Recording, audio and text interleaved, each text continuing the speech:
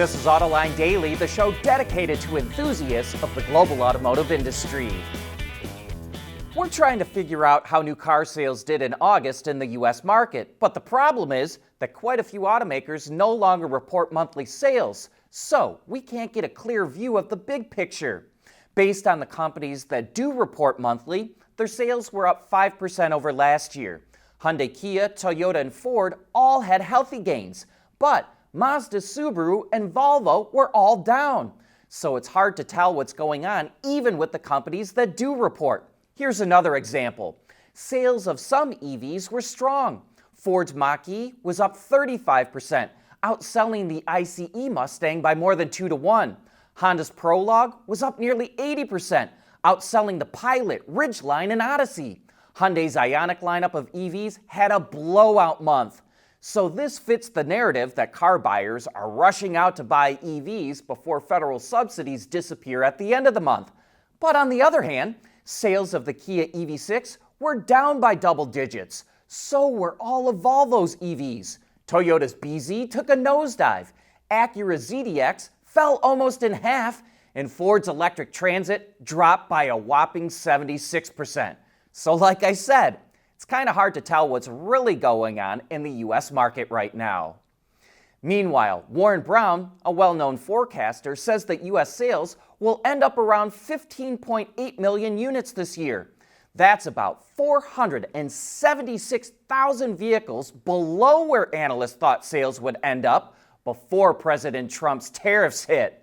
He also sees U.S. auto employment losing about 18,000 jobs. Even though some manufacturers are moving more production to the U.S., he says the drop-off in sales due to the tariffs will result in a net loss of jobs. Looks like BYD's explosive growth has hit a wall. Reuters reports that the automaker cut its sales target for the year by 16%. BYD was originally targeting 5.5 million sales. Now it expects to sell about 4.6 million vehicles. And while that is a 7% increase over last year's 4.3 million sales, it would be BYD's lowest annual growth since 2020. The company is dealing with stiff competition and the price war in China, which accounts for 80% of its sales.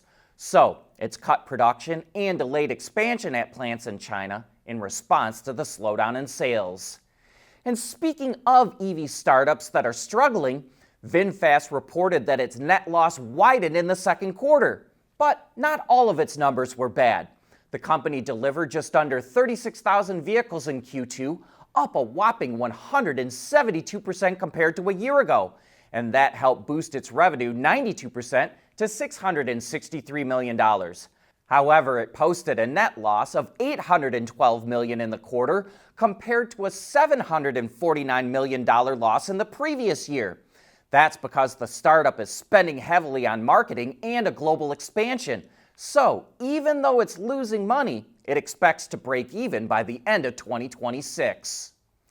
Really understanding your customer is key to selling more cars. And Hyundai came up with a very simple but clever feature on the new Palisade that will appeal to customers with small children who hate to hassle with child seats.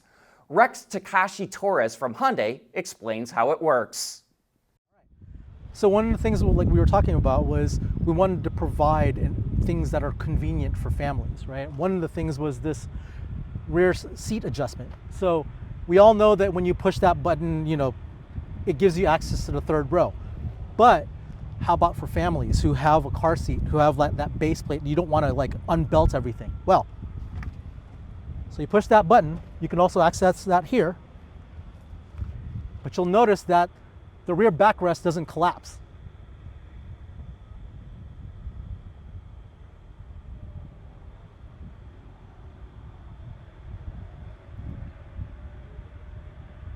So you can keep the car seat installed, base plate, or even just a front-facing seat, and access that third row. So there's a convenient grab handle here where I can just kind of boost myself in. And again,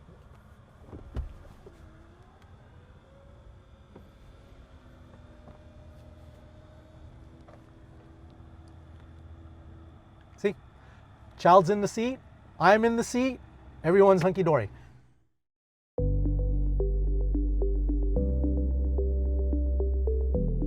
Developing today's vehicles, issues can happen in an instant. What good is knowing your problems without the data to solve them? Meet Wireless Neovi Cloud, your secure off-the-shelf solution, empowering real-time collaboration for quick resolution. With Wireless Neovi Cloud, your team can prevent issues before they can escalate. Driver communication data and remote diagnostics to analyze and resolve your problems using OTA, allowing your executives oversight throughout the process. Wireless Neovi Cloud, your vehicle update solution in production and on the road. Intrepid Control Systems, driven by your data.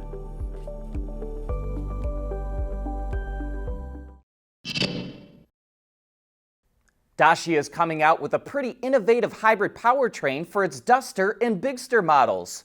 The setup combines a turbocharged 1.2-liter three-cylinder engine, a 48-volt mild hybrid system, and a 6-speed dual-clutch transmission up front with an electric motor on the rear axle. I know that doesn't sound all that innovative, but the rear electric motor is a 48-volt unit and is paired to a 2-speed gearbox. So, in first gear, the motor can provide high torque at low speeds. In second gear, it offers additional power at higher speeds, and there's the ability to drive in EV-only mode. Dacia says it's possible to operate on electric power for up to 60% of the time on an urban drive. Plus, there's a rear disconnect, so the vehicles go to two-wheel drive and improve efficiency. On top of that, the models are equipped with 2 fuel tanks, one for gas and the other for LPG. With both filled up, Dacia guarantees a range of up to 1,500 kilometers or about 930 miles on the WLTP test cycle. And the company claims that the combination of hybrid tech, LPG bifuel, and all-wheel drive is a world premiere. Skoda is going to fully reveal an all-new concept on Monday, but it's providing a look into what it's going to debut. And the Vision O is not only an all-new station wagon, but it's also a preview of a new design direction for the brand, which is part of the VW group. I see long lines on the body to help accentuate the car's length, lighting set to the edges to help accentuate the car's width, and a large glass roof that provides a well-lit interior. One design element that I find unique is how the coach doors form a wide shark fin-like B-pillar. Skoda will live stream the premiere of the Vision O on its YouTube channel if you're interested in watching. We have an idea of what the new Honda Prelude is going to cost. The model is going on sale tomorrow in Japan for roughly $41,500, including a 10% consumption tax. While Honda hasn't revealed where it's building the Prelude yet, it shares a powertrain with the Civic Hybrid, which is built in North America. So, it's possible it won't face any import tariffs when it goes on sale in the US later this year.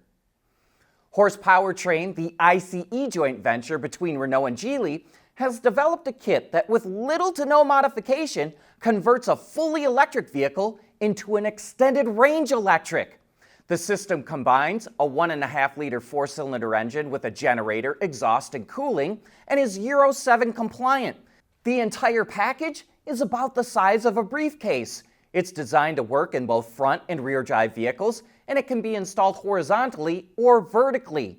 For B and C segment vehicles, the engine is naturally aspirated and can make up to 70 kilowatts or about 94 horsepower. For D segment and light commercial vehicles, the system adds a turbocharger which boosts its power to 120 kilowatts or 161 horses.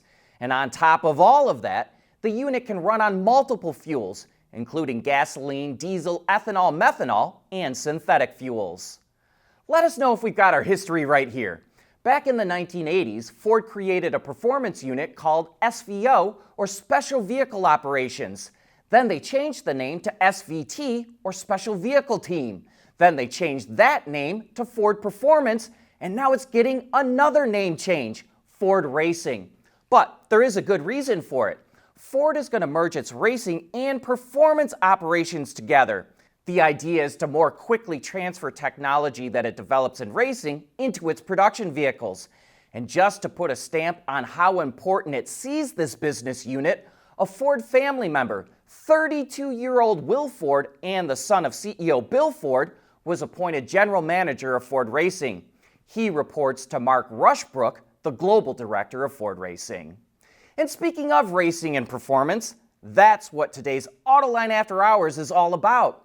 But not about professional racing. We're going to get into the kind of racing and performance driving that you can do with your car and how you can become a much better performance driver. This will be a fun show, especially for all you gearheads out there. And that's a wrap for today's report, as we do our best to try and bring you the latest updates from the global automotive industry.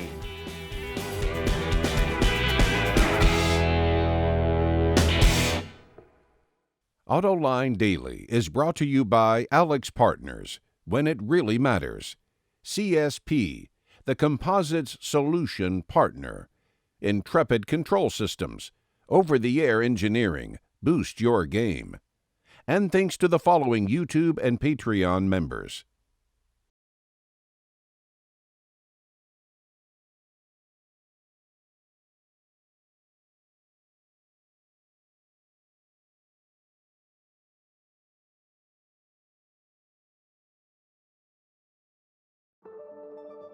At CSP, we work with OEM engineers across the country on their journeys to lighter, safer, and more eco-friendly vehicles. Learn more at thecsp.com. We act, we grow, we transform, we protect, we rescue. In moments that define the future, we are the partner you can trust. Alex Partners, when it really matters.